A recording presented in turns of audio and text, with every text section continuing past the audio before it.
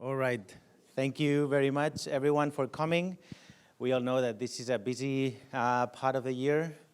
Classes ending, thesis committee meetings, thesis defenses. So thank you, everyone, for making the time. It's a great joy to introduce Francois.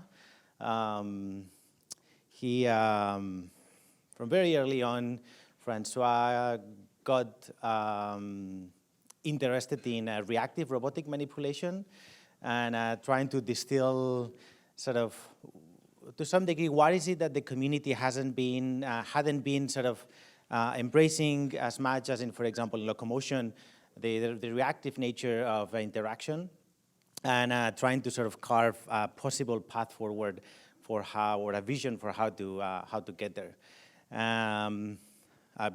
He has a very nice story to explain, so I won't say too much about it. Other than just that, it's been a great pleasure to work with Francois. I think that everyone in the lab will agree that we've all learned a huge amount from him. Maybe I was the most lucky one to get to spend some time every week focused on research and getting to learn sort of everything that he was discovering on a weekly basis. So my mind has clearly changed after that time. But also to sort of highlight the fact that we benefit from him also in another very particular way, which is that Francois is like a source of happiness. Somehow he has changed the nature of, how the lab felt, right? He's always happy, he's always smiling, and he's a family man. He's a family person, so thank you for Francois' family who is here for lending him for a few years. And that sort of, he has made that our lab felt more like a family for all this time. So we're clearly gonna miss you. Thank you, Francois. Thanks so much, Alberto. Wow, thanks for the introduction. So welcome everybody. And today what I wanna talk to you about is my efforts to get robots to do what I called reliable manipulation skills, to get them, in particular, to understand how do we get these robots to use sense information for control. So in this particular example, how do we get this dual-arm robotic system to use tactile sensing to reliably manipulate an object to a desired pose? And a particular focus of my thesis has been how do we enable reactive control algorithms? In particular, so that we can get these robots to manipulate objects, but while being robust against external perturbations. So a particular emphasis of my research is to understand how do we exploit what we understand from physics and what we know about contact models and frictional interactions. And how do we place these models at the heart of our control algorithms for control? And the second emphasis has been how do we use real-world sensing modalities? For example, using tactile sensing that can give us these really accurate measurements of what's going on at the contact interface. And how do we use these types of sensors to drive the manipulation process? So my motivation to work on reactive manipulation really stems from my participation at the Amazon Robotics Challenge, which was one of the first things I did when I arrived at MIT in 2015. What you're seeing here is the robotic competition where the goal was to design this robotic system that can pick and place objects in dense clutter. And I think a key limitation of this system is that it relies on open loop executions. So to give you an idea of the decision-making process here, the robot would take an image of this bin full of objects, and from this image, it would decide where should it place its fingers to do a grasp. And then from this point onwards, everything is executed in an open loop fashion. So you can think of this as kind of eyes closed grasping, where you really cross your fingers and hope that it will work. But of course, a consequence of this is when you have bad visual perception, the robot doesn't have the ability to correct. And if you do a demo of the system, about the first things that visitors will identify is when the robot makes a mistake, they expect the robots to have these reactive capabilities to correct these mistakes. And my PhD work has really been focused on how do we give these simple abilities to our robots. So my PhD story starts with these open loop pick and place execution and then works to develop the tools required to develop reactive manipulation skills. And I want to clarify that I'm not only focused on this pick and place problem, but more on how do we get to thinking about manipulation in a closed loop reactive fashion. So I start working on this planar manipulation system, and then work on modeling the system from first principles, and then understanding how do we design model-based controllers that can reason through the complexity of these models to then achieve control, to be able to achieve these reactive dexterous tasks. Then a second part of my PhD has focused more on the role that tactile sensing can play to control these contact interactions. So here in the context of reactive grasping, to give tactile reflexes to our robots, and more recently in the context of dual arm dexterous manipulation, thinking about how can we leverage tactile control to drive the manipulation process. And today what I want to do is talk about two approaches that offer different perspectives on solving a very similar problem, which is understanding how do we control these contact interactions. In this first project, that I call full state feedback with control models, the goal is to understand how do we design model-based controllers that can reason through the complexity of contact models. And I'm particularly interested in designing controllers that can reason across stick slipping behavior. And then in the second part of this talk, I'll be focusing on the role that tactile control can play to help us, in this task of controlling contact interactions, and introducing an idea of, well, using tactile control to enforce desired contact states. So I'll first talk about this approach of full state control with contact models. So when you manipulate an object, in this image here, you grasp a light bulb and you want to screw it into its socket. You can view this manipulation task as a control problem, where you're trying to control the motion of this light bulb in space, and where you can see the hand as this agent that's just there to apply forces on this object. Now, if you take this mechanical perspective of the world, then you can model the motion equations of the system using Newton's second law, and where you get this well-recognizable form of motion equations, where M is the mass matrix of the light bulb, Q are the generalized coordinates describing the translation and the rotation of the light bulb, J are the gravitational terms, and then here on the right-hand side, we have the contribution of these external contacts. So what's special about dynamical systems that are driven by frictional interactions is that these forces that we apply can't take any value. In fact, they must satisfy the laws of physical interaction. So for example, these forces must lie within these bounded regions that are called the friction cone, and they must obey Coulomb's law. And the challenge here is how do we design controllers that can reason about these actuation limits? And then a second challenge is that contact interactions have non-smooth transitions. So to give you an example, if you here have this three-finger grasp, but you move to a two-finger grasp, and then you just move your contacts around, anytime you're moving your contacts around, there's this discontinuity, there's these non-differential dynamics that your controller needs to reason through.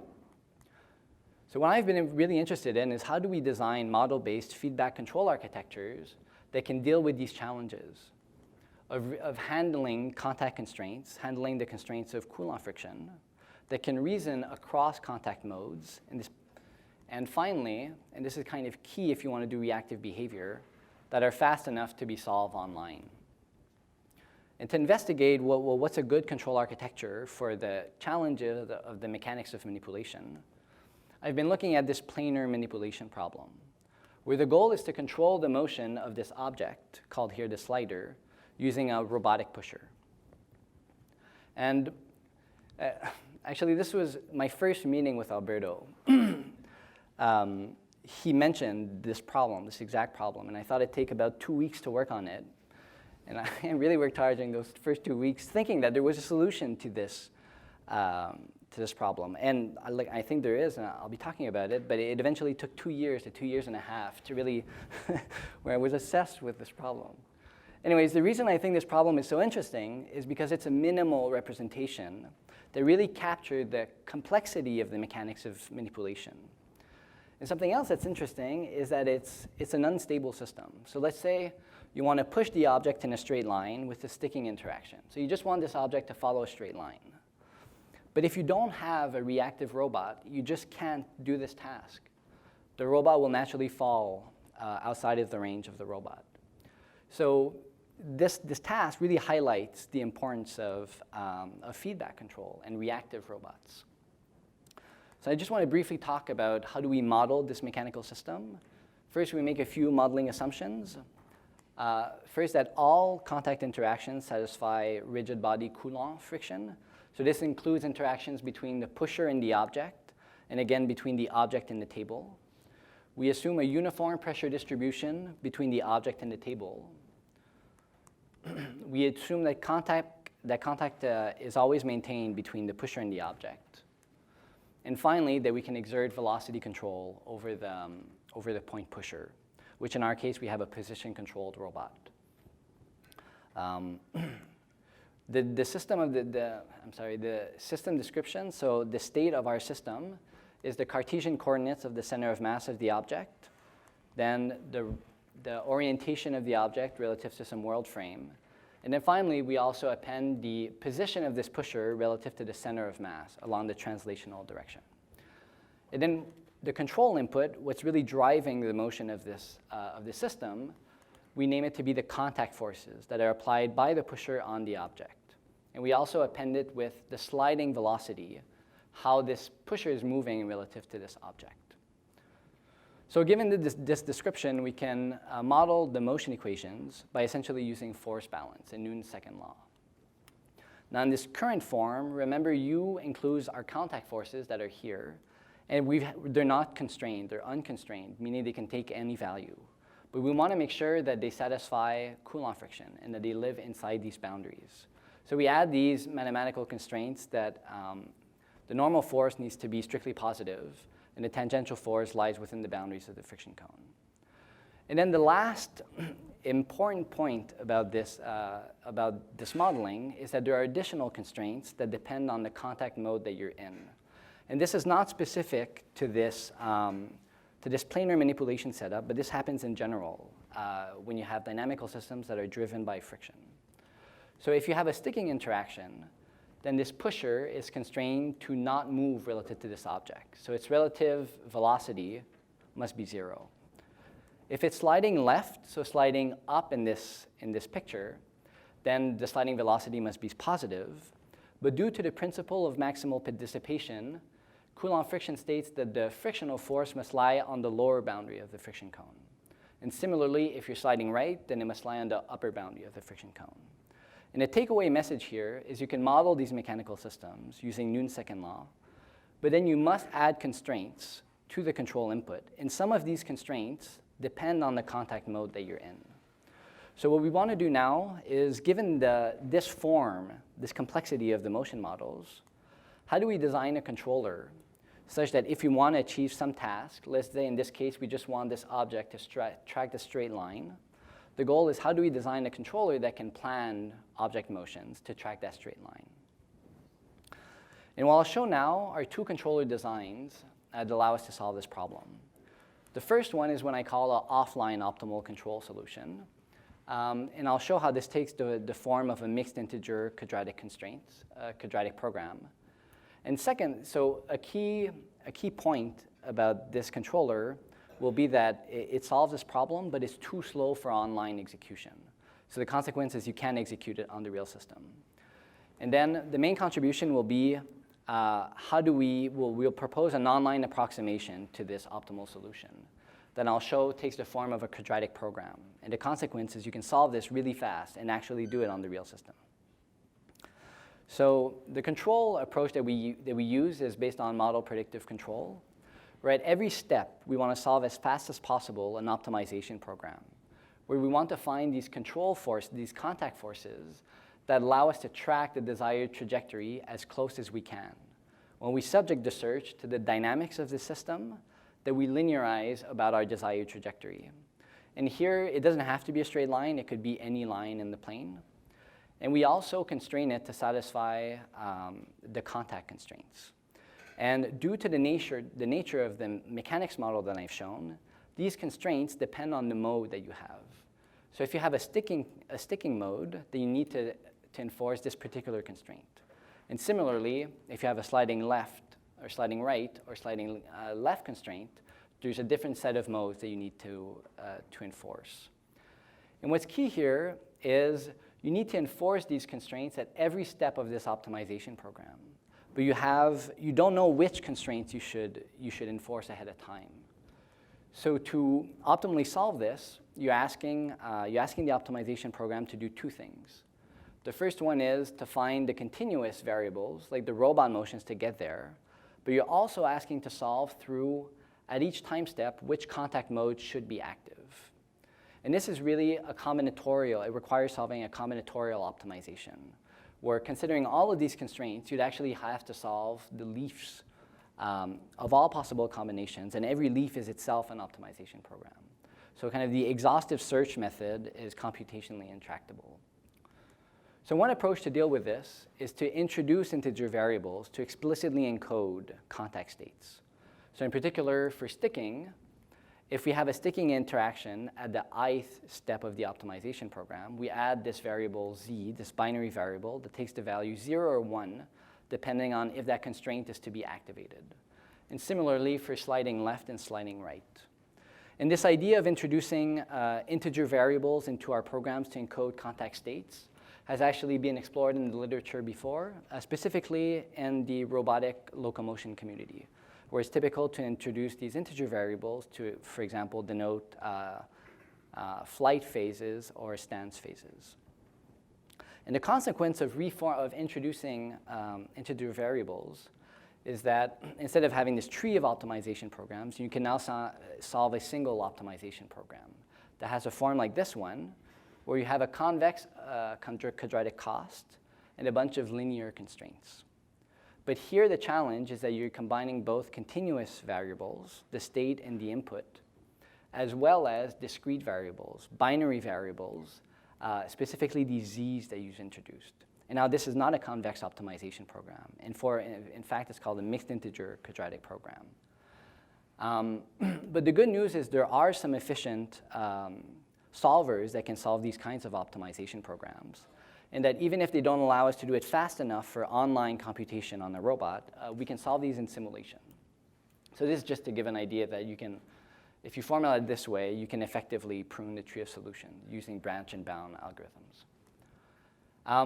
So let's see how this performs in simulation. I was giving this example of we want to track a straight line trajectory. So this will be this bottom desired trajectory. But I have perturbed initial conditions at the beginning. So if you apply the controller, what it's doing is it's reasoning through the contact models through both sticking and sliding states to understand how it can optimally track the nominal trajectory. So here's again that simulation, but many different initial conditions. So I think what's really great here is we have an algorithm that can reason through the complexity of our contact models. Something that's a bit of a shame is that it's just too slow to execute on our real robots. So here you could solve these simulations at around an average of 1 times per second, or 1 hertz. And we'd really like to do this around 200 hertz. So when I present now, so I've just presented this what I call the offline optimal solution, optimal subject to the linearization of the controller. So it's a local solution, and show that it takes the form of this mixed integer quadratic program. What I want to show now is an online approximation to this problem that will allow us to solve one single quadratic program online. So I call this approximation the learn mode schedules, and I'm gonna explain it now. So imagine that if you're in a particular state, you had access to this magical function that would tell you this is the contact mode that you should use. If somebody could give you that, then you would only need to solve over the continuous variables. And that would actually be computationally tractable. But how do you actually build this function? So just another way to view what I'm proposing is this is the algorithm, the offline algorithm I showed earlier, that at every time step from the state, you need to solve this MIQP solution that outputs both control input and full mode schedules. But if instead from the state, you could have this magical function that I call the classifier model that could predict what's a useful mode schedule and then feed that mode schedule to an optimization program. Then that computational program would in fact be a quadratic program. And you can solve it fast enough because it's convex.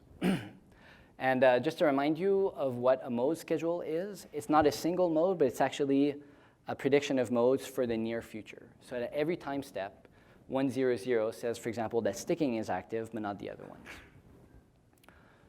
But how do we build this classifier model? Well, remember that you can query offline this optimal solution as much as you want. So you can think of building a database, a training set of, by generating for a specific trajectory, a given task, random states, and then seeing for that random states, what's the optimal mode schedule for that state. And then you build this labeled data set as if I'm in this state, this was the optimal mode schedule. And then with this labeled data set, it becomes natural to use supervised learning algorithms to build this classifier model, such that if I see a new state, I can predict what's probably an effective mode schedule. And then you get a similar looking optimization program, but the big difference is that now the only decision variables are continuous because these z's are now set by the classifier model. And the big consequence of this is that you can now do it fast enough to enable online computation on a real robotic system. So this is this controller applied to the task of planar pushing. And here the task is the one I showed earlier that had failed, but this is the one where we activate the controller.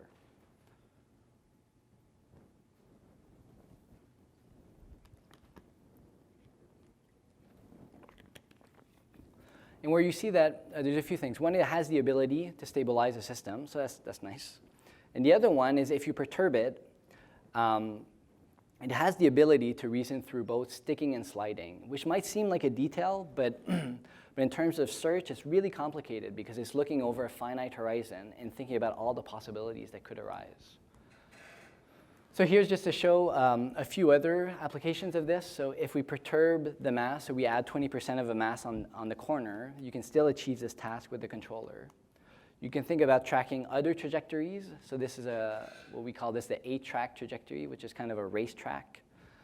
And then here on the bottom, we again perturb the environmental parameters. So on the left-hand side, we have something that's very slippery surface, and on the right-hand side, a very sticky surface. And show that the same controller with the same control parameters can robustly achieve these tasks. So what I've shown in this first part of the talk is this idea of designing full-state feedback controllers that use the model to design these reactive controllers. And the key challenge that we were tackling was, well, how do we deal with these notions of multiple contact modes and the underactuation, so the control limits of friction. And I've presented two algorithms to do this. The first one is this MPC MIQP, which I call the offline solution, and then this learn mode schedule, which is the online approximation that was shown to be effective on the real system. But really the key idea of this first part is we want to control contact interactions. And the problem, if we just rely on open loop solutions, is that let's say here I want to push this, again, I want to push this in a straight line, but I don't have feedback. Then even if you plan for a sticking interaction, you can't guarantee that a sticking interaction will happen because in fact, due to model uncertainty, the thing might slide. So our approach to deal with this has been to design controllers that can reason through both sticking and sliding. Now, in the second part of the talk, I want to present a new idea that relies on how can we use tactile sensors to tackle this problem. In particular, I think tactile sensors are really interesting for this problem because if our goal is to control contact interactions, it makes sense to use sensors that give us very accurate information about what's happening at the contact interface. In particular, this sensor is very good at differentiating between sticking interactions, shown here on the left. So what you're seeing is you have a stable grasp, and C1 is perturbing it, but the object is still sticking. So there's deformation shown in yellow in the image, but the object is not moving relative to the gripper. And here on the right, if you push hard enough, then you'll see red arrows, meaning that slipping is occurring. So if we have the ability to differentiate between a sticking and a sliding interaction, then can we maybe think of developing controllers that can explicitly enforce a desired contact state? So to give you an example, let's say I want to plan for a grasp on an object that maintains sticking interactions on both sides. But this sensor is telling me that, well, one contact is slipping. And the question becomes, well, how do we design a controller that can prevent the sliding and enforce a sticking interaction as much as you can? And I've been looking at this question in the context of dual arm manipulation, where we have this Yumi robot that has two robotic arms. And kind of what's special about the system is that you have two contact points or two contact planes that you can now move independently one from the other. And if you have this ability, then you can think about possibly achieving quite dexterous manipulation behavior. So if you have a very good decision-making machine, then you can essentially manipulate this object from any pose to any pose in really complex environments. So the system is inherently very dexterous. And then the second characteristic of this system is that it integrates high-resolution tactile sensors, the gel slim tactile sensor, which is based on the gel site sensor, that gives you these high-resolution images of the contact geometry. Now for the purposes of what I'm doing here, I'll be extracting two features from this tactile sensor. So when you interact with the object, on the left-hand side, we have a slip detector. And you can essentially, so here when you see red, it's because slipping is happening. But you can think about this sensor as it's giving you a binary output of is the object moving or not relative to the end effector? Is it sticking or sliding? And then on the right, we use computer vision techniques to extract, for example, points, corners, or lines from interacting with the object. And then you can think about using this kind of feature to localize where the object is in space. So given these two features, we divide the role of contact, we divide tactile control into two different roles. The first one is to control the contact state. And the second one is to control the object motion. So the object state control is this idea I was talking about, that if you want to maintain a sticking interaction, then have the robot have a controller that can enforce that interaction as much as it can. So here it's monitoring the normal applied force so that if it detects slipping, it just applies more force. And then the second object state controller makes use of a tactile state estimator to localize where the object is. And then this is shown in green with this green overlay. And then you use, if you can estimate where this object is at a really fast frequency, then you can really replan your arm motions quite fast. So I'm first going to talk about the contact state controller. So the idea is, in this picture, I want to pivot an object with two line contacts that are sticking. And the question is, if one contact is I'm detecting slip, how should my hands react? How should they move or apply more force to prevent further slipping? And a useful way to think about this problem is thinking about it in using this notion of stability margins that's shown here with these highlighted blue areas. And stability margins are really a useful quantity to establish how close a contact force is to the slipping boundary. So what you're looking at here is the friction cone on the outside, and on the inside, this arrow is the currently applied contact force. Now, the stability margin tells you how it just is the shortest distance between this contact force and the boundary of the friction cone. So small stability margin means that you're likely to slip, and a large stability margin means that you have a very stable sticking solution. And then returning to this sketch, for example, if I'm detecting slipping here, it's probably because you don't have a big enough stability margin. So then we can think about this problem as how should the robot react to increase the blue highlighted area here. And you can set this up as an optimization program, where if you detect slipping at this particular contact, then you're asking how should the robot move to maximize the stability criterion at that contact. And we subject this search to force balance, so this is static equilibrium, and Coulomb friction. And the output of this controller is then a controller that can, if you dictate a desired contact mode, for example, sticking, then it will act to enforce that contact mode as much as it can. For example, here applying more force. But you might notice here I said, well, I want a sticking interaction, but you can notice that slipping actually does occur because it takes time before you apply more force, and slipping happened in the meantime. So our strategy to deal with this is to design a tactile-based object localizer that can then, when you make contact with the object, localize, for example, an edge of the object, and then identify, well, how much has the object moved? How much has it slipped? And if you combine both of these controllers, then what you get is this kind of reactive behavior. So here the task is just keep the object there, and you perturb it. And there's two controllers working here at the same time. The first one, when it detects a perturbation, will regulate the applied force. And then the second one, if it does slip, then it will re-estimate where the object is and replan its object motions. So here's the same thing, but with dual arm grasping. And again, it's using the tactile sensors to localize where the object is and regulate the applied force. So far what I've discussed is how do we use tactile control to robustify these robot actions. What I want to explore now is, well, can we use this in a bit of a larger, more complex manipulation pipeline?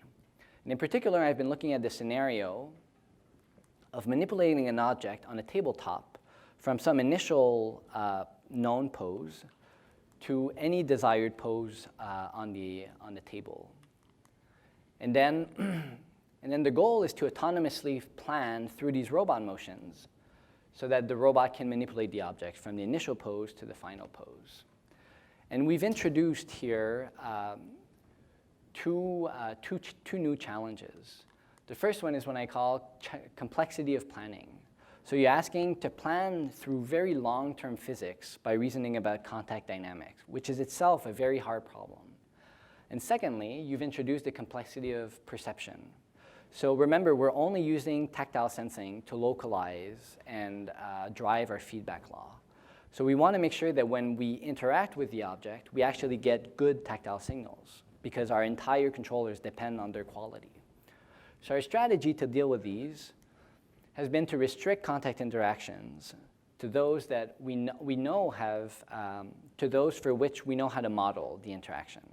So for example, I gave this example of pivoting that you saw.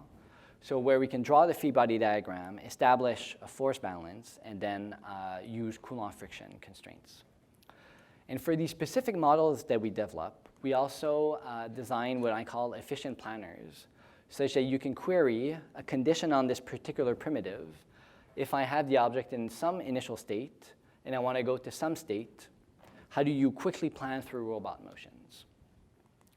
And then finally, and this is key, you want to interact the object in a way that will render useful information for control and for state estimation. So we restrict contact interactions with the object, for example, with corners and edges, so that we can get these very clear tactile sensors, tactile measurements that are useful to us. So I considered 4 such manipulation primitives so far. First one is grasping an object using the 2 palms as a parallel jaw grasp. Second, pushing an object, very similar to how I did in the first part of the talk. Then what's called a pivot action, where you just contact the object and then roll it down. And then finally, a pulling primitive, where you press the object down from above and move it on the plane. And for each one of these models, we develop effective planners, so that if you have an initial pose and you want to go to you want the object to reach some other pose, then you can effectively compute robot motions that will get the object there, conditioned to that primitive. So I just showed here pushing. Now this is pivoting, pulling, and regrasping. Then we've worked to implement these on the real system to make sure that every one of these interactions were in fact feasible. So this is pushing, sorry. This is a pivoting action.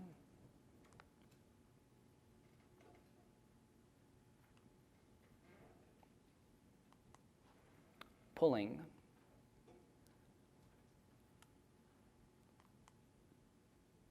And regrasping. And maybe I'll just quickly discuss one of the challenges that went into making these kinds of manipulation skills happen on the real system. Is that Yumi is the name of this robot, is a very weak robot. So it can only sustain 500 grams at every end effector. So to actually grasp an object and maintain equilibrium is quite difficult, and because there's limitations of this robotic system. And I've mentioned that we want to do this, the scenario is pose-to-pose grasping. So we want to bring the object from an initial pose to a final pose. And I've just talked about how we have many different primitives. And now the question I want to address is how do we sequence these primitives? For example, here you pulled the object, you regrasped it, and you pulled it again. So what's the algorithm driving the sequencing of these primitives? So here it's found that it needs to pull the object to the middle, regrasp, and then pull it again. And the strategy used here is to split the planning problem into two steps. The first one is, if we look on the left, so the goal is to go from this initial pose, upright, to this final desired pose. So the step number one will be manipulate object so that its right face is on the ground. So here, the final blue face is on the ground. So we want the blue face, we want to manipulate the blue face to the ground first.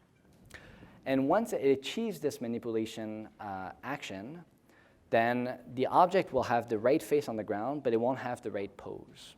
So then the second part is to manipulate the object to actually correct the pose. But this will be what you call a SE3 transformation. It will change the pose of the object in 3 dimensions. But this will be a planar transformation. So it can be achieved using these planar primitives of pulling and pushing. And I'm going to talk about how do we plan for this first step, so to put the object on the right side.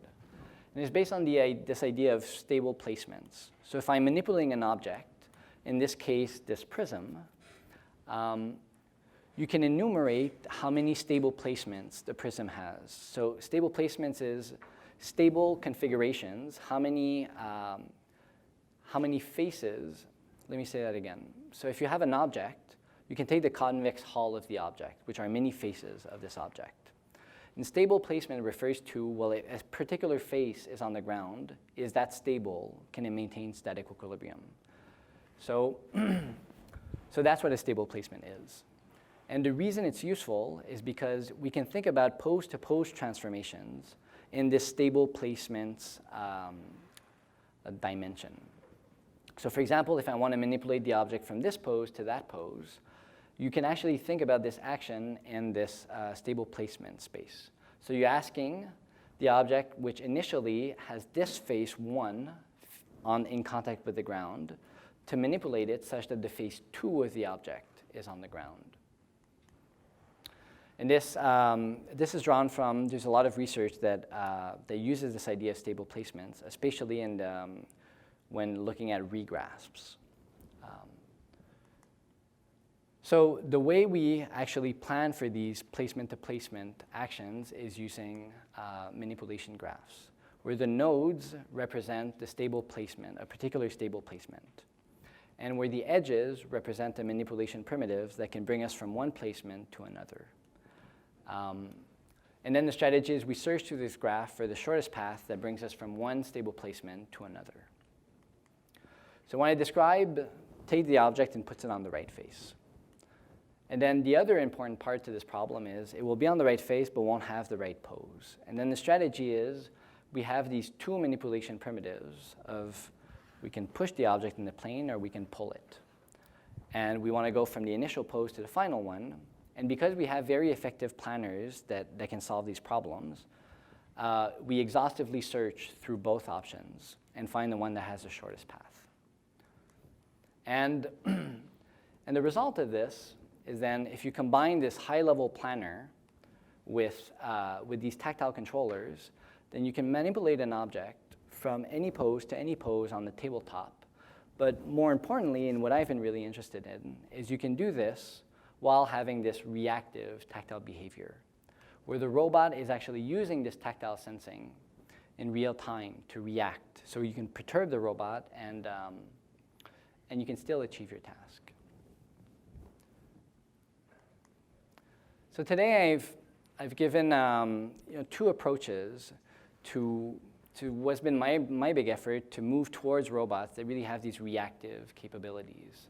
And I've talked about two ideas in particular. The first one is, how do we design full state controllers that can reason across contact modes? And the second one has been, how do we use tactile control to enforce desired modes? And when I showed in the first part was, well, it naturally takes the form of hybrid model predictive control if you plan through contact models. And then I shown that the strategy of dividing the search of contact forces and contact sequences could give you more efficient algorithms that you can actually solve online. And secondly, I've talked about how we can use the ability of tactile sensing to monitor sticking or slipping, and how we can think about designing models, controllers that still exploit what we know about contact models to control the stability margin, where the goal is to either maximize it or minimize it, whether if you want sticking or sliding. So this is my last slide. So the key ideas kind of that I'd like to share are that I still think that designing model-based controllers that can reason through contact models remains a really interesting open problem. And the reason is because it's fundamentally complicated due to the combinatorial optimization form. But I think that there's a lot of hope for approximate solutions that in the thesis I show, at least for some examples, that they're shown to be practical and effective. Secondly, I think that one challenge that that's associated with that's associated with designing reactive behaviors with tactile sensors is that tactile sensing gives us very rich information, but very local and very incomplete. So how do we understand how to use this type of state for our controllers? I think is a very challenging problem. And here, what an approach I've shown that I think allows us to make headway is to target specific contact interactions that would allow us to make sense of these types of measurements. And then the final idea was, well, to plan for long-term dexterous manipulation, which of course is a very complex problem. I think this idea of combining simpler behaviors to achieve complex tasks is quite promising. So that concludes my talk. And right before I go to questions, I'd like to make a few important acknowledgements. So first and foremost, I thank my advisor, Alberto. This is a picture at the Amazon Robotics Challenge of Alberto in action. And so Alberto has really been the driving force behind this research. And in particular, I always keep Alberto as a role model, in particular for his care for his students, his attention to detail, but especially for his kindness. And secondly, I want to thank my committee members. This thesis is concerned with controlling contact interaction, physical interactions, and who better to have on your committee than Professor Hogan, the father of impedance control. And I'd also like to thank sincerely Russ Tedrick. The thing I want to say is the first class I took when I was here at MIT was underactuated robotics. And I thought it was such a good constructed course that's really influenced the way I think about robotic manipulation today, but more the way I think about robotics in general. And many of the ideas that I've shown today took root in that class or research done in Professor Tedrick's group. And then finally, but not the least, I thank my colleagues. There's so many conversations and friendly arguments that went into developing the ideas and the results shown here today. I think beyond being very smart and driven people, mostly you've been great friends that made my last 4 years here memorable. So thank you very much. And I welcome questions.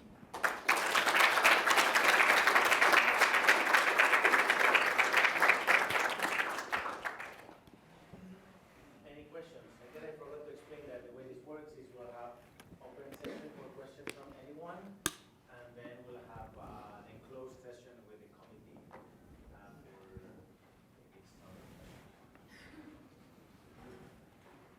Anyone wants to go first?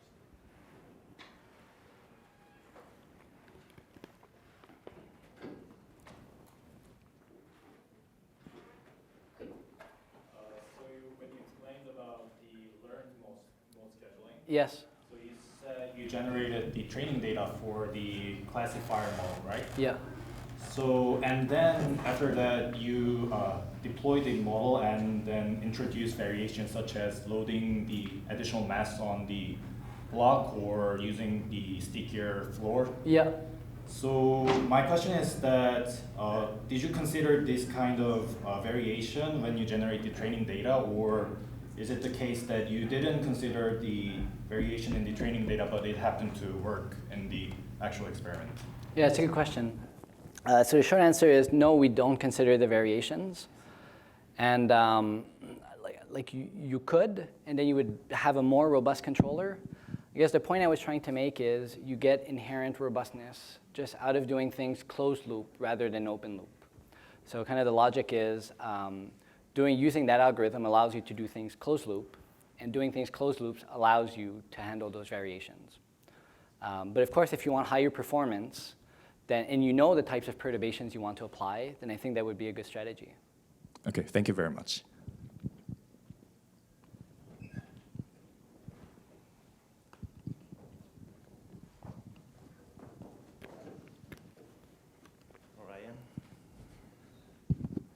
So in the planar pushing example that you showed, the objects that you were pushing were mostly polygons. Yeah.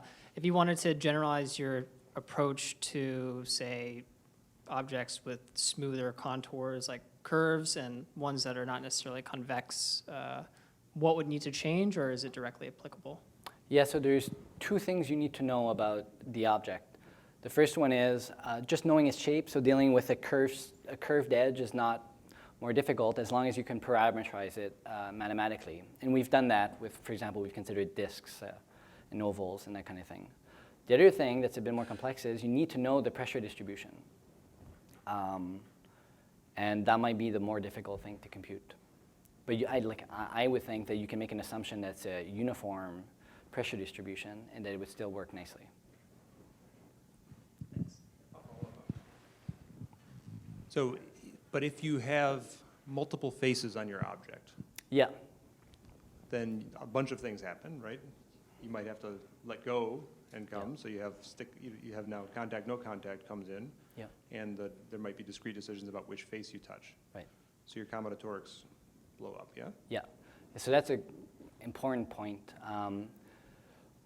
So mathematically, you can include those.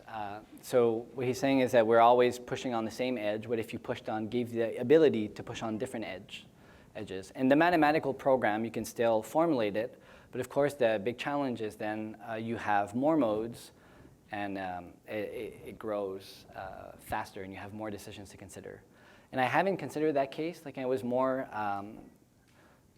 interested in not interested, but focused on the slipping behavior. And like the honest answer is, I think that the algorithms I showed today, it's still a very hard challenge. It's still a very hard problem to solve. Like, how would you consider both stick and slip on each side and consider multiple edges? I think it includes a lot of computational challenges. So what I'm curious, Yeah. most curious is, do you think that the stick slip only case is really hard enough to test the claim, you know, your final claim here, your key result saying that the approximate solutions, right? So Right. Just to run the numbers real quick. So I think I looked up real quick that you did 100,000 sample points. Yeah. What was your planning horizon was 20? You said 25 at least mattered. Yeah, 30 time step, 1.3 seconds. So if you did the explicit MPC solution, Yeah. that's still at the worst Yeah. 3 to the 30. Yeah. and it's far less than Yeah, that, right? So you could have probably done the explicit MPC, with the same number of data points. Mm-hmm. Do you really think that the network is doing significantly better than that? Do you have enough complexity in this problem to know that? Yeah, I don't know. I think it's, so the key question is this problem complex enough to justify that claim? And I don't know. Like, I think I myself consider mathematically you can form the stick-slip decision process and the side-to-side decision process the same mathematically. But I think one is much more complex than the other. Well, much more. Like, I think they're different. And I can't claim that this algorithm is appropriate for side-to-side. I think it's a very interesting problem. But I think it's reasonable to expect that different strategies for different kinds of problems. So in the particular case of stick-to-stick, I don't know. I know your team's been looking a lot on that and making headway. But I've been specifically focused with this stick-slip decision making. So the claim should be limited to that case.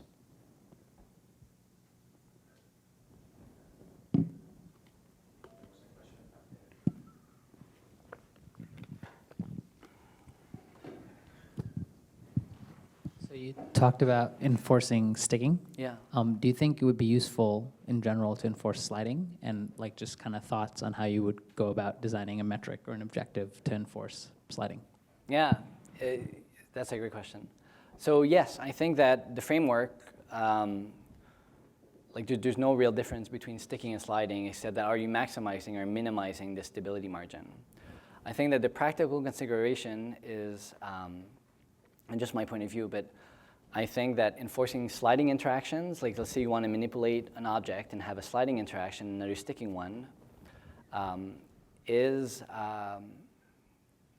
physically more difficult to realize. Like in part, I think that slipping happens so fast that it's just a more unstable behavior. So that's the reason you see more sticking and less sliding in these videos, just because it's a hard hardware problem. But mathematically, I think that we could tackle them.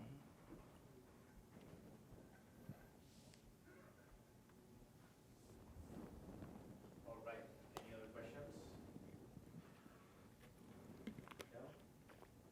Okay, so I guess we'll thank Francois. All right, thank you.